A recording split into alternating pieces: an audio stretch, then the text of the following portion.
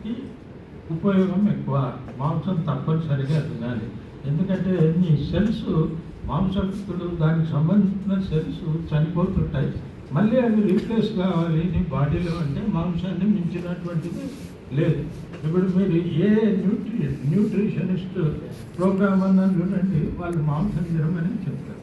ఇంకొక ఈ మధ్య కనుక్కున్నది ఏంటంటే ఇన్సులిన్ ఇచ్చినప్పుడు ఇన్సులిన్ బయట నుంచి ఇచ్చినా లేకపోతే శరీరంలో ప్రొడ్యూస్ అయినా ఆ ఇన్సులిన్ సెల్లులోకి వెళ్ళాలంటే లాంటి పాత్ర ప్రోటీన్ పనిచేస్తుంది. ప్రోటీన్ యుక్తంగా ఉంటేనే ఇన్సులిన్ సెల్లోకి వెళ్తుంది, డయాబెటీస్ని షుగర్ని కంట్రోల్ చేస్తుంది.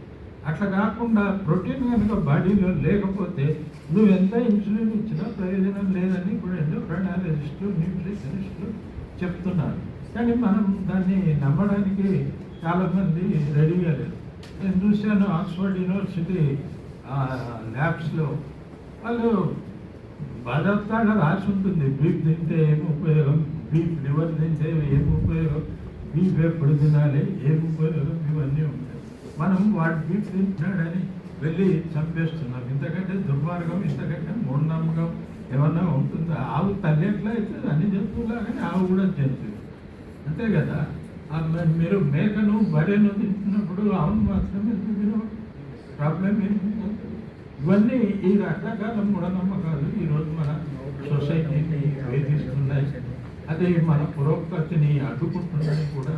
సో ఆ మూఢనమ్మకాలకు తెలుసుకోవడానికి ఇటువంటి కార్యక్రమాలు తోడ్పడతాయి. ఏది మూఢనమ్మకం అనేటువంటిది మనం గమనించవచ్చు. సైన్స్ ఇంత అభివృద్ధి చెందినటువంటి దశలో కూడా ఈ మూఢనమ్మకాలకు వ్యతిరేకంగా మనం ఇంత ఫైట్ చేయాల్సినటువంటి అవసరం రావటం కూడా ఒక విచిత్రమైనటువంటి విషయమే. మనకి నేను హైదరాబాద్ లండన్ మధ్య చక్కర్లు కొట్టుకుంటాను, మా వాడాడు ఉన్నాడు కనుక ఏ నమ్మకము ఉండదు అక్కడ. వాళ్ళే మనకి కంటే పెట్టకున్నారు. ఆ పిల్లలు 10 years old పిల్లలు వాడు జంప్ చేస్తే మనం వాడు ఇద్దరు కలిస్తే అంత జంప్ చేయలేరు, అంత జంప్ చేస్తారు. వాడికి ఆ భయమే ఉండదు. వీడు ఏమిటా, వీడి జీన్సా లేకపోతే వీడి తిండా ఏమిటి? జీన్స్ కూడా ఉన్నాయి, మన తిండి కూడా అట్లే మనల్ని ప్రివెంట్ చేస్తుంది, మన జీన్స్ ప్రివెంట్ చేస్తున్నాయి.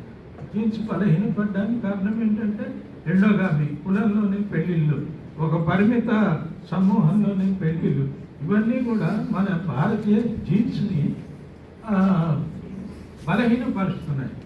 మీరు కుల నిర్మూలన గ్రంథంలో ఆయన అంబేద్కర్ రాస్తాడు. ఆయన ఏం కోట్ చేస్తాడంటే బెంగాలీస్ని ఎవరు కూడా ఆర్మీలో తీసుకోరాట బెంగాలీస్. ఎందుకంటే వీళ్ళ జీన్ అనేటువంటిది చాలా బలహీనంగా ఉంటుంది కనుక మహా అయితే అప్పర్ లెవెల్లో వస్తాడు తప్ప కింది లెవెల్లో ఆర్మీలో బెంగాలీస్ని తీసుకోరు అని చెప్పి ఆయన రాశాడు. మనం చూస్తే కూడా అది కనపడుతుంటుంది. ఎందుకని ఈ ఎండోగామి అంటే ఒకే చిన్న సమూహంలో పెళ్లి చేసుకోవడం వల్ల మనం ఆ జీన్స్ బలహీనపడింది. భారత జాతికంతా ఉంది ప్రాబ్లం, భారతీయులకు అందరికీ ప్రాబ్లం ఉంది. ఈ కులాంతర వివాహాలు, మతాంతర వివాహాలు చేసుకోకపోవడం వల్ల.